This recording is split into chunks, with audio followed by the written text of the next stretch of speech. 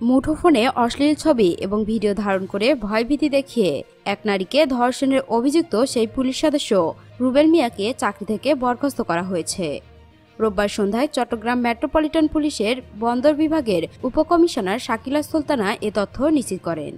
এর আগে গত শনিবার নগরের চন্দগাঁও থানায় নারী নির্যাতন ও পর্নোগ্রাফি নিয়ন্ত্রণ আইনের মামলায় পুলিশ সদস্য রুবেল মিয়াকে চট্টগ্রাম মেট্রোপলিটন ম্যাজিস্ট্রেট মোহাম্মদ অলিউল্লাহ আদালতে হাজির করা হলে কারাগারে পাঠানোর আদেশ দেন।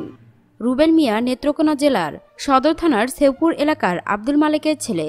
তিনি কর্ণফুলী থানার শিকলবাহা পুলিশ ফাঁড়িতে কর্মরত ছিলেন। আদালত ও পুলিশ সূত্রে জানা যায়, মামলার বাদীও একজন পুলিশ সদস্য। তিনি পুলিশের সিআইডিতে কম্পিউটার শাখায় কর্মরত আছেন। তার স্বামীও একজন পুলিশ সদস্য। মূলত রুবেল মিয়ার সঙ্গে পরকীয়ার সম্পর্ক থেকে শারীরিক সম্পর্ক স্থাপন হয়। নগরের চন্দগাঁও থানার বহদ্দারহাট একটি আবাসিক হোটেলে এ ঘটনা ঘটে। এ সময় রুবেল গোপনে আপত্তিকর ছবি ও ভিডিও তুলে রাখেন। পরে এসব ভিডিও সামাজিক যোগাযোগ মাধ্যমে ছড়িয়ে দেওয়ার হুমকি দিয়ে ব্ল্যাকমেইল শুরু করে।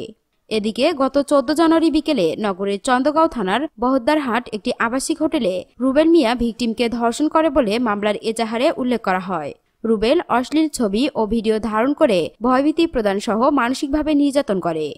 বন্দর বিভাগের ডিসি শাকিলা সুলতানা বলেন, রুবেল মিয়াকে চাকরি থেকে বরখাস্ত এবং বিভাগীয় মামলা করা হয়েছে।